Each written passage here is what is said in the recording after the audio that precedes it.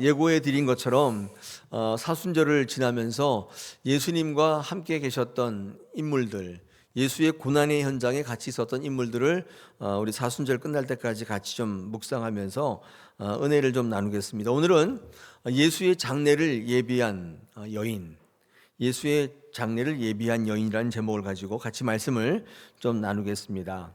예수님이 십자가에서 죽으시는 과정 속에 예수님의 장례를 예비하는 사람들이 있었습니다. 근데 불행하게도 제자는 아닙니다. 제자는 나 몰라라 도망쳤고 예수님이 돌아가셔서 무덤 속에 계실 때에도 찾아가지도 않았습니다. 나중에 예수님이 부활하셨다는 얘기를 듣고 허겁지겁 확인하러 갔습니다. 확신 속에 있었던 게 아니라 확인하러 갔습니다. 제자들은 예수님과 가장 가까운 사람들이었는데 예수님의 장례를 예비하지 못했습니다. 예수님의 장례를 예비했던 사람은 저 의외의 사람이었어요. 성경에 두 사람이 등장하는데 하나가 아리마대 요셉하고 또 하나가 니고데모입니다. 이 아리마대 요셉은 공회원, 산헤들린 회원이었으며 예수님이 12제자는 아니었지만은 예수님을 따르는 제자였다고 성경은 기록하고 있습니다. 근데 그는 가진 게 많이 있어서 그것을 잃어버릴까 두려워해가지고 은밀하게 장례를 준비했습니다. 은밀하게 주님을 따랐습니다. 예수님께서 십자가에 운명하신 후에 그는 드디어 공개적으로 빌라도에게 가서 예수님의 시신을 달라고 요청해서 장례를 진행했던 인물입니다. 그러니까 예수님이 돌아가셨던 십자가가 그로 하여금 공개적 신앙을 갖도록 만들었어요. 예수님의 기적을 보고 예수님이 좋은 것 주실 때는 은밀했어요. 주님을 따르기는 했는데 산헤들린 공의회원이라는 어떤 지위, 그 다음에 가지고 있던 많은 재산들, 이런 것들을 잃어버릴까 두려워서 대놓고 말하지는 못했어요. 근데 그런 은밀한 신앙을 어떤 게 깼냐면 주의 십자가가 깬 거예요. 그럼 주의 십자가를 보면 더 은밀해지고 더 위축될 것 같은데 주의 십자가에 능력이 있어요. 십자가를 보니까 다 뒤바뀌어 버리는 거예요. 다 뒤집어지는 거예요. 우리 십자가가 능력이라고 얘기하는 이유가 있습니다. 니고데모도 마찬가지. 니고데모는 이미 지난번에 한번 같이 묵상했었잖아요. 십자가를 볼 때 다 바뀌어요. 십자가를 보면 우리는 피하려고 하지만 우리를 바꾸는 것은 십자가라는 것입니다. 그래서 시신을 달라고 해서 장례를 했던 인물 아리마대 요셉, 모든 걸 다 걸어요. 다 뺏겨도 좋다는 거예요. 십자가를 보니까 이렇게 바뀌는 겁니다. 자, 또 한 명은 니고데모인데요. 그는 유대인의 지도자였고 바리새인이었고 이 사람도 산헤들린 공의회원이라고 추측이 됩니다. 이 사람은 이전에 밤에 예수님을 찾아가서 대화를 나눈 적이 있어요. 영생에 대해서 대화를 나눈 적이 있습니다. 중생하라, 거듭나라 이야기를 들었는데 알지 못했어요. 왜 찾아갔냐면 예수님의 기적을 보고 찾아간 거예요. 끝내줘요. 막 눈먼 사람 막 이렇게 세우고 오병이어에서 막 식량을 만들어내고 이건 사람이 아닌 거예요. 그래서 하나님이 보내신 선지자로 확신하고 그에게 와서 묻습니다. 영생을 얻으려면 어떻게 하면 됩니까? 왜냐하면요, 세례 요한 이후로 이전에 한동안 선지자가 없단 말이에요. 말라기 이후로 한 400년간 선지자가 없었어요. 그러니까 사람들이 어떤 걸 보고 하나님이신지 구원인지 알 길이 없잖아요. 그렇게 갈망이 있다가 예수님이 기적을 보니까 저 사람은 보통 사람이 아닌 거예요. 그 사람에게 와서 구원을 요청했던 것입니다. 처음에는 기적을 보고 왔다가 그 다음에 예수님을 옹호하는 입장이 돼요. 요한복음 7장에 나오거든요. 그 다음에 요한복음 마지막에 가면 예수님의 장례 때 그것을 이제 시신을 장례하기 위해서 모략과 침향 섞은 것 약 100리트라를 가지고 왔던 인물, 요한복음 19장에 기록되어 있죠. 점점점 바뀌는데 처음에는 예수님을 선지자라고 말했던 그가 예수님을 공의회에서 변호했던 것으로 바뀌고 궁극적으로 모든 것을 다 투자해서 예수님의 장례를 준비하겠다. 여러분, 예수님이 장례를 준비하는데 왜 다 투자하냐면 목숨 걸어야 되는 거예요. 잔당으로 오해받는다 그랬잖아요. 전에 우리 니고데모 할 때. 왜냐하면 빌라도가 또 이 유대인의 지도자들이 예수의 잔당들을 색출하기 위해서 혈안이 되어 있었는데 예수님이 시신 달라고 하고 장례 치르면 어떻게 돼요? 같은 편이잖아요. 모든 걸 다 잃어버릴 수 있는데 그들이 다 투자해서 다 걸고 예수님의 장례를 준비했단 말이죠. 뭐 때문이죠? 십자가예요. 십자가를 볼 때 다 바뀐 거예요. 여러분, 십자가를 통해 다 바뀌는데, 여러분, 그게 옛날만 그러고 지금은 안 그럴까요? 지금 똑같아요. 우리가 바뀌는 것은 십자가를 보면 바뀌는 거예요. 십자가 신앙이 지금도 유효합니다. 십자가가 없는 신앙을 하시는 분들이 많잖아요. 나에 의존해서 신앙생활해요. 내 것에. 그렇죠? 내가 아는 거, 내가 느끼는 거, 이런 것 따라 신앙을 하는 거예요. 정말 안타깝습니다. 그런 얘기를 들을 때마다 안타까워요. 예수의 십자가, 우리 교회 한복판에 예수의 피 묻은 십자가가 세워져 있어요. 모든 사람들이 다 바뀌는 거예요. 삶도 바뀌고 생각도 바뀌고 다 뒤집어지는 거예요. 근데 교회 한복판에 십자가가 없고 다른 게 서 있으면 참 힘든 신앙을 계속 이어가는 거예요. 우리 교회는 그렇지 않기를 원합니다. 이 사순절 기간에 예수의 십자가를 바라보고 말씀에 따라 말씀의 순례를 따를 땐 여러분도 니고데모와 아리마대 요셉처럼 뒤바뀌는 놀라운 역사가 올해 사순절 가운데 여러분 가운데 있기를 원합니다. 자, 그렇다면 아리마대 요셉하고 니고데모만 있었느냐? 예수의 장례를 준비한 자가? 그렇진 않습니다. 한 명이 더 있는데 그게 바로 오늘 본문에 등장하는 향유옥합을 깨뜨렸던 여인입니다. 어떻게 알 수 있느냐? 오늘 12절에 예수님께서 바로 말씀하세요. 12절에 뭐라고 얘기했냐면 이 여자가 내 몸에 향유를 부은 것은 내 장례를 위하여 함이다, 이렇게 이야기하고 있습니다. 예수님이 이 지금 향유옥합을 깨뜨린 이 행동이 내 장례를 예비했다, 이렇게 아예 대놓고 얘기했어요. 아리마대 요셉이란 니고데모에게 내 장례를 예비하라 이런 말을 한 적은 없는데 그들은 실제 삶에서 그렇게 했지만 이 여인은 그의 한 행동에 대해서 예수님이 평가하셨어요. 향유옥합을 깨뜨리는 그 자체가 내 장례를 예비한 것이다. 여러분, 이 명제가 굉장히 중요해요. 왜냐하면 향유옥합을 깨뜨리는 것 자체가 뭔지는 잘 모르겠는데 그게 예수 그리스도의 장례를 예비하는 특이한 일이 되는 거예요. 때문에 향유옥합을 깨뜨린 사실이 뭔지를 알면 저와 여러분도 예수님의 장례를 예비하는 특권을 누릴 수 있다는 것입니다. 사순절을 준비할 때, 맞이할 때 예수님 곁에, 고난 곁에 있었던 많은 사람들 가운데 굉장히 독특한 여인이에요. 이름 없는 잡초 같은 여인이거든요. 자, 향유를 부은 여인들의 이야기가 복음서에 여러 개 나옵니다. 보이실지 모르겠는데 표를 제가 준비했거든요. 보이나요? 네, 보입니다. 마태, 마가에 동일하게 나오고요. 또 누가에도 나오고 요한복음에 나오는데 약간 내용들이 약간 달라요. 마태복음 26장, 오늘 본문으로 채택된 말씀이죠. 여기와 마가복음 14장에 나오는데 여기는 똑같아요. 장소가 나병 환자 시몬의 집이라고 되어 있는데 이 여인이 어떤 여인인지 이름은 나오지 않아요. 근데 마태복음에는요 매우 귀한 향유 한 옥합이라고 되어 있는데 마가복음에는 값비싼 순전한 나드 한 옥합, 이렇게 딱 양이 딱 나와 있어요. 다르죠? 이 마태나 마가는요 이 향유를 예수님의 머리에 부었대요. 머리에다가. 반응은 제자들, 특히 유다 같은 사람이 이거 낭비라고 비난하는 말이 똑같이 요한복음하고 똑같이 나와요. 요한복음에도 낭비한다 이런 말이 나오거든요. 그래서 차라리 가난한 사람들에게 팔아주는 게 낫다 이런 얘기가 등장합니다. 근데 이 마가나 마태에 이런 말씀은 이는 내 장례를 준비한 것이다. 그리고 되게 중요한 말인데 이 여인의 행한 일이 복음이 전파되는 곳마다 전해질 것이다. 이렇게 선언하는 말이 마태와 마가에 나와요. 누가는 굉장히 독특한데요. 바리새인의 시몬의 집이라고 나와 있고 약간 다르죠. 베다니의 나병 환자 시몬이라고 했는데 여기는 바리새인이라고 되어 있어요. 그 다음에 이 여인도 이름이 언급되어 있지 않는데 이렇게 되어 있어요. 힌트가 있는데 죄인인 한 여인 이렇게 나와요. 근데 주석가들이 이 죄인이 어떤 여인이냐면 거기에 보면 누가복음에 보면 저가 죄인의 손을 만지는구나 이렇게 얘기하는데 죄인의 손은 예수님의 손인데 그걸 막 만지는 죄 많은 여인. 그래서 주석가들이 이게 뭐죠? 창녀가 아니냐 뭐 이렇게 해석도 합니다. 특별히 여기 누가복음에는 향유를 예수님의 발에 젓고 자기 머리털로 이렇게 닦는, 이게 약간 이게 선정적 행동인데 이게 그때 당시 문화에는 그렇대요. 저도 읽어보니까.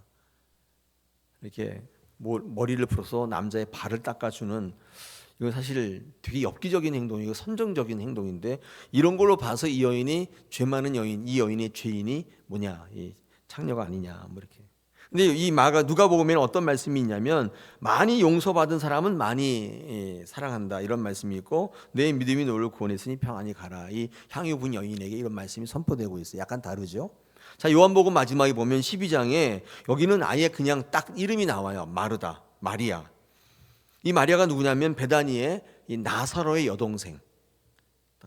그리고 향유 한 근 약 0.5리터 정도 되는데, 이거를 예수님의 발에 부었다. 그러니까 마태 마가와 똑같은 견해죠.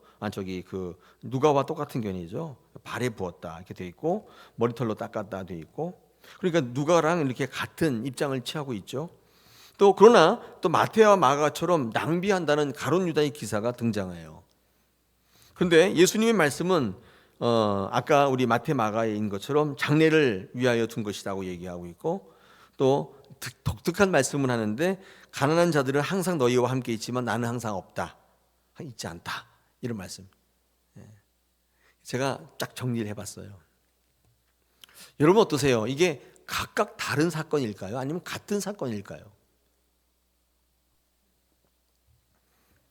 몇 명의 여인이 똑같이 향유를 막 부었나요? 아니면 한 사건을 놓고 각자가 바라보는 게 달랐을까요? 여러분 견해는 어떠세요?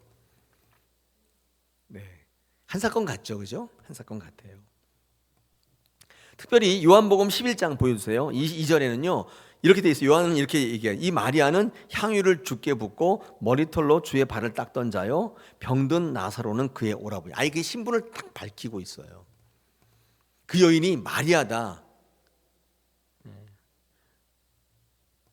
그러니까 만약에 이게 한 사건이라면 향유옥합을 깬 여인이 나사로의 동생 마리아였다면, 이 향유옥합을 깬 여인이 누군지가 이제 짐작이 되는데, 첫째는 나사로의 동생 마리아고, 그 마리아는 죄 많은 창녀였을 것이고, 그렇죠? 이게 조합이 되는 거죠, 조합이. 네. 이게 한 사건이라면 이렇게 조합이 되는 거예요. 자, 그렇다면 이 마리아의 헌신을 통해서 주님이 말씀하시고자 하는 여러 가지 메시지가 있는데, 오늘 두 가지만 같이 좀 나누겠습니다. 이 마리아가 도대체 어떤 여인이냐? 근데 이 향유옥합을 깬 사건도 되게 중요하지만, 이 마리아는 우리가 누가복음에서 이미 우리가 봤잖아요. 마르다 마리아 사건. 마르다는 일만 열심히 하고, 마리아는 하나님의 말씀을 듣던 사람이잖아요. 자, 이런 게 다 연관이 되기 시작해요. 그래서 이 마리아의 향유를 부은 이 헌신이 어디서부터 왔는가를 우리는 이제 묵상해 볼 수가 있는데, 여러분 마리아가 부었던 향유 옥합은 뭐 거기 나와 있는 것처럼 뭐 순전한 나드 한 근 뭐 이런 게 나오잖아요. 이게 그 당시에 도량형으로 이제 나드 한 근, 뭐 한 순전한 나드 이런 도량형으로 따져서 현대 도량으로 바꿔 보면 한 근 한 3, 4천만 원 정도 해당하는 거액이다. 제가 주석에 보니 이렇게 돼 있어요. 그러니까 적은 돈이 아니죠. 그것도 이렇게 헌금하는 게 아니라 길바닥에 쏟아붓는데, 그거 누구나 할 수 있는 건 아니잖아요. 그 당시 여인들이 향유옥합을 모으는 이유는 여러분 알다시피 결혼 지참금이었다. 굉장히 설득력을 얻는 해석이에요. 결혼할 때 이거 가지고 가는 거예요. 지금도 유대인은요 결혼할 때 남자 집에 돈 줍니다. 반대일 것 같은데 이상하게 거기는 그래요. 여성이 남성 집에다 돈을 갖다 줘요. 결혼 지참금을 줘야 돼요. 아마 그런 돈이 아니었을까. 적은 돈도 아니지만 굉장히 귀한 돈이죠. 자, 이것을 예수님의 발에다가 머리에다가 다 쏟아 붓는다. 여러분 이것은 누구나 하는 일은 아닐 겁니다. 여러분 이런 헌신을 누가 할 수 있을까요? 마리아가 했잖아요. 근데 마리아라고 하면 딱 두 가지가 딱 떠오르는데, 말씀의 사람, 은혜의 사람이에요. 아까 만약에 마리아가 그런 창녀였다면, 아까 거기서 뭐라고 되어 있냐면 많이 용서받은 자가 많이 사랑한다 이렇게 되어 있잖아요. 우리 누가복음에 그 여인의 한 행동을 보고, 많이 용서받은 사람은 어떤 사람이에요? 은혜를 많이 받은 사람, 그런 사람이죠. 그러니까 이 마리아가 그 마리아였다면, 이 마리아의 헌신을 어디서 찾을 수 있냐면 두 가지에서 찾을 수 있는 거예요. 하나가 은혜요, 하나가 말씀입니다. 그 은혜를 많이 받았기 때문에 그가 헌신할 수 있었다 이렇게 얘기할 수 있겠죠. 여러분, 주님의 은혜가 없었다면 이런 행동은 쉽지 않은 결단이에요. 은혜가 없었다면 사실은 이렇게 예수님께 드릴 수 없는 거죠. 쉽지 않은 결단이죠. 향유옥합을 깨뜨린 가장 원동력, 기본적인 동력이 뭐냐? 주님께로부터 받았던 은혜라는 사실을 기억하시는 거예요. 아마 이 마리아의 이런 행동, 향유옥합은 이 사실을 우리에게 전달하고 있어요. 누가 예수의 고난 가운데 끝까지 붙어 있는 자가 되냐? 누가 예수의 장례를 준비하는 자가 되냐? 그러면 우리 첫 번째 이 내용을 통해서 은혜를 누린 자다, 이렇게 얘기할 수 있는 거죠. 자, 그렇다면 이렇게 얘기하면 해볼 수 있습니다. 왜 우리는 헌신할 수 없냐? 그거는 은혜가 없기 때문이에요. 은혜가 없기 때문에 헌신할 수 없는 거예요. 내가 기뻐 사는 게 아닙니다.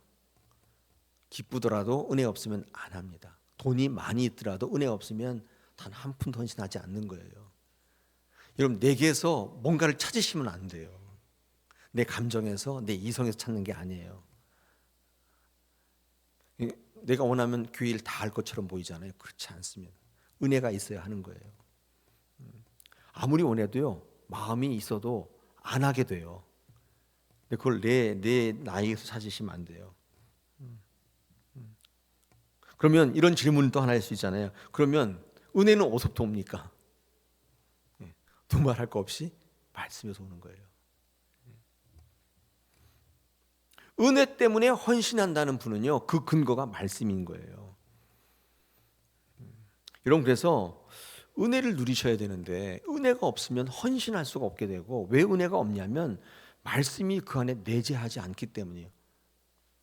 말씀이 그를 통치하지 않기 때문에 은혜가 없는 거예요. 많은 사람들이 이렇게 얘기할 수 있잖아요. 만약에 그 마리아가 그 나사로의 누이였다면 그 은혜가 어떤 거냐? 기적 아닙니까? 기적으로부터 오는 은혜 아닙니까? 예를 들어서 그 오라버니를 살려줬잖아요. 은혜가 넘치잖아요.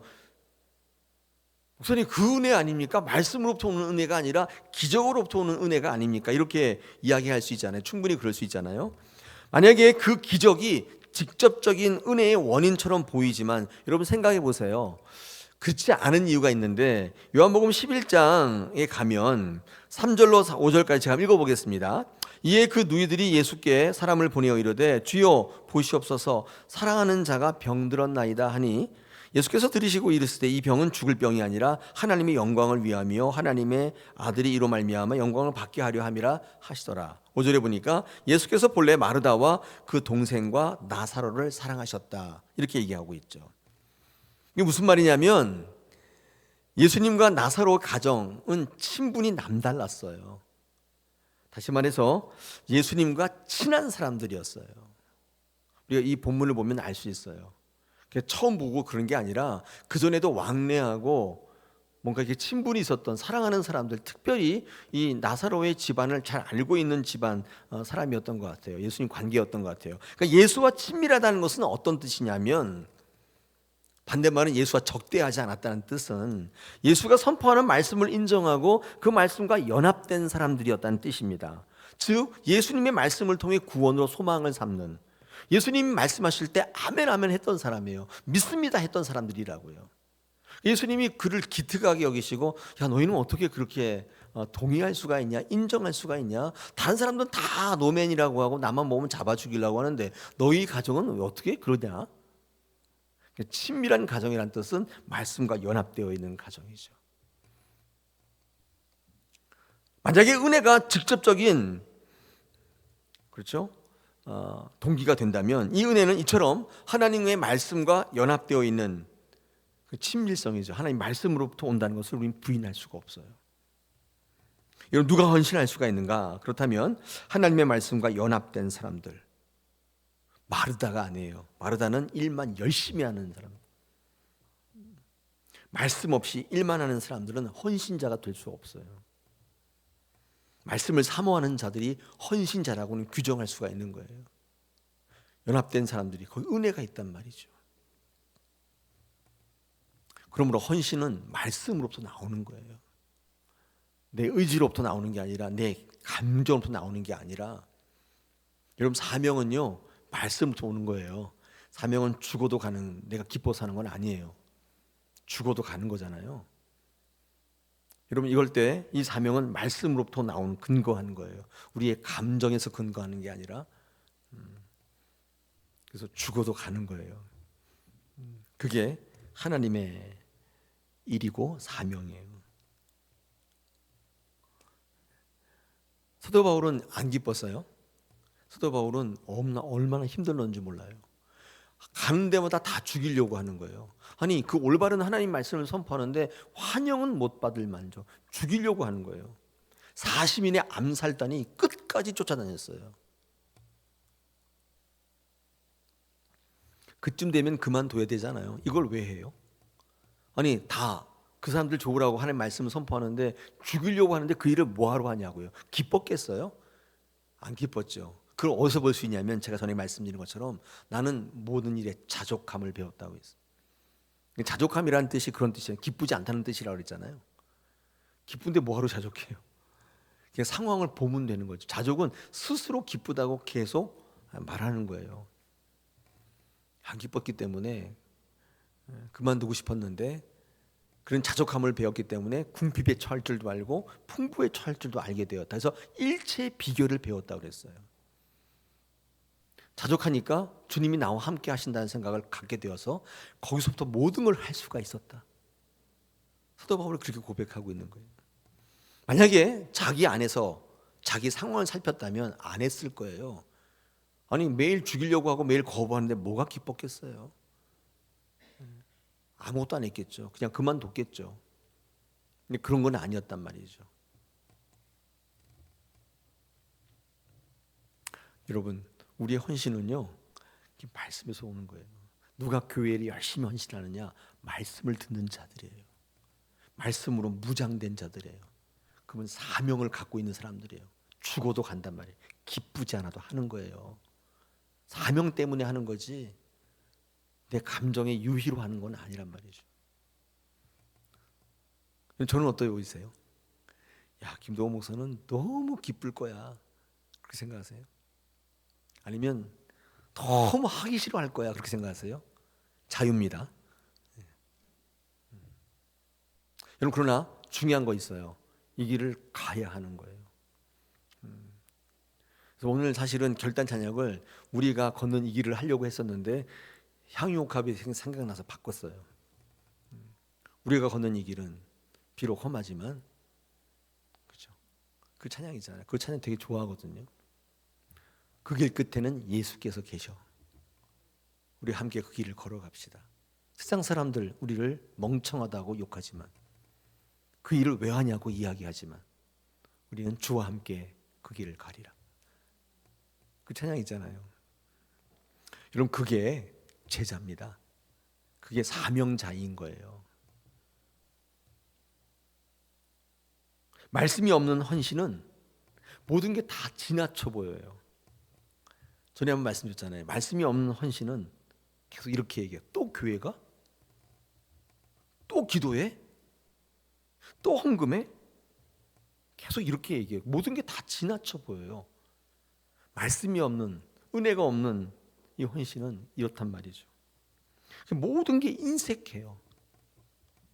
오늘 여기에 나와 있잖아요. 가룟 유다. 아까 우리 표에 봤을 때 있잖아요. 가룟 유다가 그 향유컵을 깨뜨려서 붓는 여인을 보고, 와, 저건 너무 과한 거 아니야? 저거 광신자 아니야? 차라리 저걸 가지고 어려운 사람을 도와주면 좋겠다, 그렇게 생각하는 거죠. 왜냐하면 가룟 유다는 말씀도 없고 은혜도 없는 사람이다 보니까 신앙생활의 모든 것들이 다 과해 보이는 거예요. 이런 분들은 예수 믿더라도 전적인 헌신이 어려워요. 그러니까 부당성이나 과도성을 지적하면서 사회적 통념에서 허락하는 선까지만 딱 하려고 하는 거예요. 그런 것들이 이제 특징으로 보여집니다. 지난번 새벽 예배 때, 또 어느 설교 때 페라벨 얘기한 거 기억나세요? 페라벨 기억하세요? Faith and Life Balance. 워라벨이 아니라 페라벨. 신앙과 삶의 균형. 되게 좋은 말 같처럼 보이잖아요. 근데 워라벨처럼 좀 좋은 의미는 아니에요. 내 삶이 어떤 게 침해를 받는다면 신앙하지 않겠다는 게 페라벨이에요. 거기까지만 딱 하겠다는 거예요. 그게 페라벨이라니까요. 요즘에 신조어예요. 교회에서 많이 쓰고 있습니다. 책들에도 많이 나오더라고요. 오라벨 뭐예요? 일을 하는데 내 삶이 침해받는 데는 그건 안 하겠다. 억대를 주더라 안 한다 그런 뜻 아니에요. 요즘 젊은이들이 갖고 있는 사고방식이에요. 아무리 좋은 직장이라도 삶의 질을 담보할 수 없다면 일찍 퇴근해서 자기 취미도 하고 가족들과 시간도 보내고 토요일날 캠핑도 가고 이런 거 안 된다면 나는 그거 안 하겠다는 거예요. 그게 워라벨인. 그렇게 쓰이고 있잖아요. 신앙도 똑같아요. 신앙도 전적으로 하지는 않겠다. 내 삶이 즐겁고 좋고 여기가 이게 보장되는 한에서는 하는 거지 이게 안 되면 안 하겠다. 남성은요 이게 직장이고 여성은 가정의 행복이에요. 이게 보장이 되면 하는 거지 이게 보장이 안 되면 안 한다. 직장이 위협받으면 안 하겠다는 거예요. 신앙은 그럼 뭐하러 하냐는 거예요. 가정의 행복이 깨지는데 뭐하러 신앙하냐는 거죠. 이게 페라벨이에요. 그러니까 은혜가 없으면 모든 게 다 과도해 보여요. 그래서 전적으로 하기는 어려워진다 그 뜻입니다. 누가 헌신하느냐? 그러면 헌신도 그렇죠. 그러니까 이게 말씀이 충만하고 은혜가 넘치는 사람이 한다. 그게 마리아다. 마리아는 죄가 너무 많았는데 용서를 받고 은혜를 누리고 그래서 말씀을 갖고 있는 사람이었고 말씀의 자리가 되면 모든 걸 다 중지하고 말씀 앞으로 가는. 마르다가 볼 때는 이해를 할 수가 없는 거예요. 지금 할 일이 있는데 지금 어디가? 하다 말고 어디가 지금? 네, 그런 거죠. 예수님 앞에 가서 분노해요. 제 좀 여기 와서 일하게 해주세요. 그렇게 이야기하는 것입니다.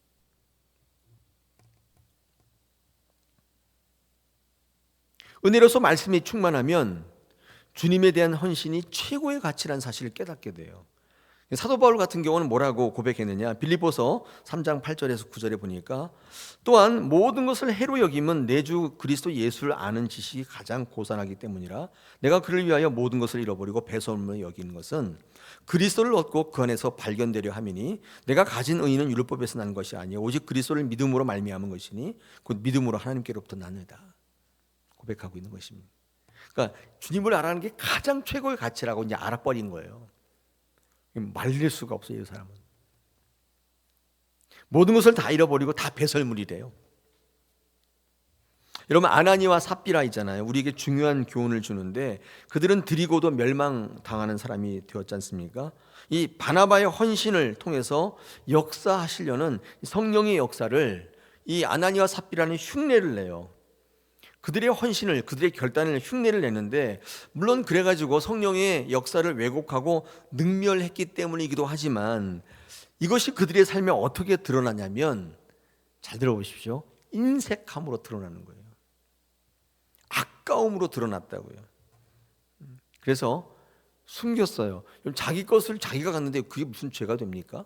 그런데 그 하나님 앞에서 인색하고 아까운 것으로 드러나는 것은 하나님에 대한 성령의 역사를 왜곡하고 그럼에도 불구하고 외부에 그렇지 않게 보이려고 하는 외식하는 모습이 있었죠. 이제 안타까운 거죠. 은혜 받은 사람들은 전적인 헌신으로 나타나지만 흉내내는 사람들에게는 인색함으로 드러날 수밖에 없다는 사실을 우리에게 말씀해 주고 있어요. 여러분 향유를 부을 수 있었던 사람은 일을 잘하는 사람이 아니라 마르다가 아니라 마리아였어요. 예수님의 말씀 앞에 앉을 수 있는 사람이었던 것입니다.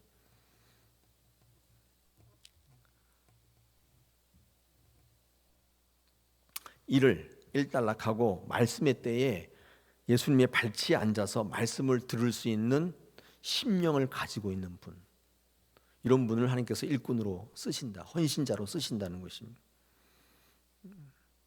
말씀으로 인하여 은혜를 받은 사람이 얻을 수 있는 특권입니다.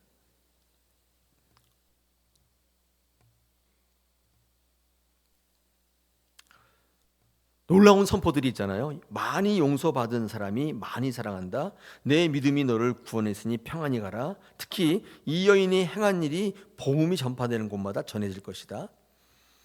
놀라운 선포들이 있는데 이 마리아에게 주는 놀라운 선포들이 있는데 여러분 이런 선포는 봉사나 사역으로 오는 게 아니라 오로지 예수님의 말씀에 집중할 때 오는 것임을 말씀하고, 적용해 보면 교회의 진정한 부흥은 은혜 받은 사람들의 숫자로 이야기해야 돼요. 그들이 어떻게 하냐에 따라 달라지는 거예요. 저는 철저히 이런 부흥론자입니다. 아니 목사님, 사람이 이렇게 안 오는 것을 그렇게 합리화시킵니까? 이렇게 얘기할 수도 어쩔 수 없어요. 제가 갑자기 우리 교회가 제가 온 이후로 1,000명, 2,000명 됐다 이런 말씀하면 굉장히 어필하겠지만 그러지 않아도 어쩔 수 없어요. 그런 겁니다. 진짜 교회의 부흥은 사람들의 숫자로 얘기하는 게 아니라 은혜 받은 사람들, 그런 사람들의 숫자로 얘기해야 된다. 우리 교회는 은혜를 누리고 있나요? 두 분이, 한 사람은 미미하게 있고 한 사람은 좀 들리게 있는데, 그렇다면 우리 교회가 부흥하는 교회인지 퇴락하는 교회인지가 결정될 거예요. 자, 첫 번째, 오늘 예수님의 장례를 예비했던 이름 없는 여인이 마리아라고 한다면 그 마리아에게 보여지는 헌신이 어디로부터 왔는가를 우리가 한번 같이 묵상했어요. 두 번째는, 그렇다면 정말 성경적 헌신이라는 건 도대체 뭔가, 이 말씀드리고 말씀 마치겠습니다. 특히 요한은 가난한 자들은 항상 너희와 함께 있지만 나는 항상 있지 않다라고 말하면서 이 마태와 요한이 나타난 가난한 자를 도와주는 것이 주를 위해 헌신하는 것보다 더 낫다는 견해에 대해서 반박해요. 아까 마태와 요한이 뭐라고 얘기했냐면, 가난한 자를 도와주는 것이 주를 위해 헌신하는 것보다 더 낫다, 이 가룟 유다의 견해를 소개하면서 마태와 요한이 그런 글을 적었잖아요. 그러면서 특히 요한은 그에 앞서서 덧붙여서 이렇게 얘기합니다. 가난한 자들은 항상 너희와 함께 있지만 나는 항상 함께 있지 않다는 말로 이 가룟 유다의 그 행동에 대해서 반대 견해를 내세워요. 요한은 예수님의 말씀을 인용해서 정말 헌신이 어떤 것인지를 말씀하려고 했던 것 같습니다. 그럼 정말 헌신이 뭐냐? 이렇게 얘기한다면 가난한 자를 도와주는 게 아닙니다. 진짜 헌신이라는 건 뭐냐면 주의 말씀에 순종하는 거예요. 이게 요한이 전하려고 했던 메시지예요. 그러니까 주를 위해서 그렇게 향유옥합을 갖다 뿌리는 것보다 가난한 사람을 돕는 게 낫겠다는 건 뭐냐면 이런 거예요. 보이는 것에 대한 헌신, 당장의 유익이 되는 헌신, 사람에게 하는 헌신, 사람들에게 드러나 보이는 헌신, 이게 가난한 사람을 돕는 게 낫겠다는 거예요. 그러나 예수님의 장례를 예비하는 거, 보이지 않는 것에 대한 헌신, 대가를 바라지 않는 헌신, 하나님을 향한 헌신, 이게 더 낫다는 거예요. 이게 요한이 얘기입니다. 적지 않은 돈을 갖다 붓는데 여러분 보시기가 어때요? 이게 옳은 건가요? 이렇게 성경 말씀 예로 하니까 이해가 잘 안 가시죠. 교회를 한번 생각해 보면 아세요. 어떤 분이 교회 뭐 하라고 헌금을 엄청나게 많이 했어요. 여러분 그때 어떤 생각이 드세요? 어떤 생각이 드세요? 와, 대단하다, 그런 생각이 드세요? 아니면 왜 교회다가 저렇게 많이 헌금을 하냐, 그런 생각 안 하세요? 쓸데없이 가난한 사람을 도와주지, 얼마나 주변에 필요한 사람들이 많은데 왜 교회다가 헌금하지? 제가 청년일 때 그런 생각 많이 했어요. 제 모교에는요, 헌금, 어떤 권사님은 돌아가시면서 전재산 헌금하시는 분도 있었고, 그거 보면서 야, 저게 정상인가? 광신자 아니야? 그런 생각 많이 했거든요. 모태 신앙이면서 그렇게 목사가 될 사람, 그때는 아니었지만 제가 지금 생각해 보면 제가 그랬다면 많은 분들도 그럴 것 같은 생각이 들어요.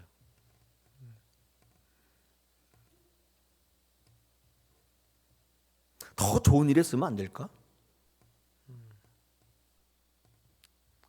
그때 제가 은혜가 없었던 게 확실한 거예요. 은혜가 없을 때는요, 예수님에 대한 헌신이 가장 좋은 것인지를 몰라요. 그게 덧없어 보여요. 더 가치 있는 일이 있다고 생각이 되어져요. 더 귀한 일이 있다는. 아까 사도 바울 읽었죠. 예수님을 향한 게 가장 고상한. 그가 예수님을 만났을 때 드디어 안 거예요. 그래서 그 좋은 학벌에, 그 좋은 배경에 다 그만두고 거지같이 다니면서 복음을 증거했어요. 그러면서 하는 말이 다 배설물 같다, 그런 얘기를 할 수밖에 없었던 거예요. 여러분, 가난한 자를 돕는 것과 주를 위해 헌신하는 것, 가난한 자를 도와주는 것이 더 낫다고 여겼던 가룟유다. 어떻게 보십니까? 교회를 위하여 주님을 위해 헌신하는 것보다 세상에 알아주고 검증된 세상의 가치에 헌신하고 봉사하는 것이 더 유익하다고 생각하지는 않습니까? 여러분, 그런데 기억하십시오. 앞에 보세요. 요한복음 12장 4절로 6절에서 이렇게 얘기합니다. 제자 중 하나로서 예수를 잡아줄 가룟유다가 말하되 이 향유를 어찌하여 300데나리온을 팔아 가난한 자들에게 주지 아니하느냐 하니, 요한이 생각해 보니까 이렇게 말하는 것은 가난한 자를 생각함이 아니요 그는 도둑이라, 돈깨를 맞고 거기 넣는 것을 훔쳐갑니다. 그가 회상하는 거예요. 요한이 생각해 본 거예요. 아, 그때 가룟유다가 정말 가난한 자를 도와주려고 했던 게 아니라 그 훔쳐가려고 했었구나. 그래서 기억한 거예요. 이 주님께서 나는 항상 있지만, 가난한 자는 항상 있지만 나는 항상 있지 않다. 주님의 때, 헌신의 때가 있다고 말씀하는 것이죠. 언제나 하고 싶다고 할 수 있는 게 아니라고 말씀합니다. 이 때는 언제냐면 어떻게 보면 우리 개인의 종말의 때가 있는, 그 우리 알 수 없잖아요. 내게 할 만한 때라는 없다는 거예요. 주님이 부르신다는 것입니다. 누가복음 12장 있잖아요. 우리에게 요구하실 때가 있다는 거죠. 할 수 있을 때가 있어요. 그럼 그때는 언제예요? 주님이 요청하실 때예요. 확실해요. 자, 계산하지 않았던 마리아에게 계산할 수 없는 은혜가 주어지죠. 복음이 증거하는 날까지 그 여인이 거론되는 거예요. 헌신을 이야기할 때 이 여인이 거론되는 거예요. 주님이 고난의 길을 걸으면서 십자가에 박히기 전까지, 못 박히기 전까지 이 여인이 있다는 사실을 우리가 기억하는 것입니다. 계산했던 유다에게는 단 한 푼어치 은혜도 없었어요. 그때 그는 자기가 현명하고 똑똑한 줄 알았어요. 근데 세상에서 가장 어리석은 자가 된 것입니다. 예수님의 은혜와 헌신, 오늘 이 향유 옥합을 깨뜨렸던 여인을 생각할 때 우리 주제인데요, 이 여인은 가장 귀한 것을 주님께 드렸습니다. 하나님을 사랑하는 마음과 헌신을 보여줬어요. 말씀의 은혜와 헌신은 예수 그리스도의 죽음을 준비하는 것이 되었던 것입니다. 우리는 언제나 주님께 기억될 수 있는데 그 방법이 뭐냐? 주님 앞에 진정한 헌신하는 것입니다. 그 헌신은 어디서 나온다고요? 은혜와 말씀으로부터 나온다. 오늘 여러분, 이 바쁜 수요일에 예배하러 오셨잖아요. 말씀 들으러 오셨잖아요. 탁월한 선택이신 거예요. 오늘 이 말씀을 들을 때 여러분이 그 장례를 준비하시는 분이 될 수 있어요. 우리가 받은 은혜가 클수록 주님께서 그 은혜로 말씀을 부어주시고 그 말씀을 통해 헌신하는 분들을 만드셔서 우리 다사랑교회가 정말 영적인 부흥을 이루시는 교회를 만드실 줄로 믿습니다. 자, 오늘 들으신 말씀을 생각하시면서 우리 찬양하시겠습니다.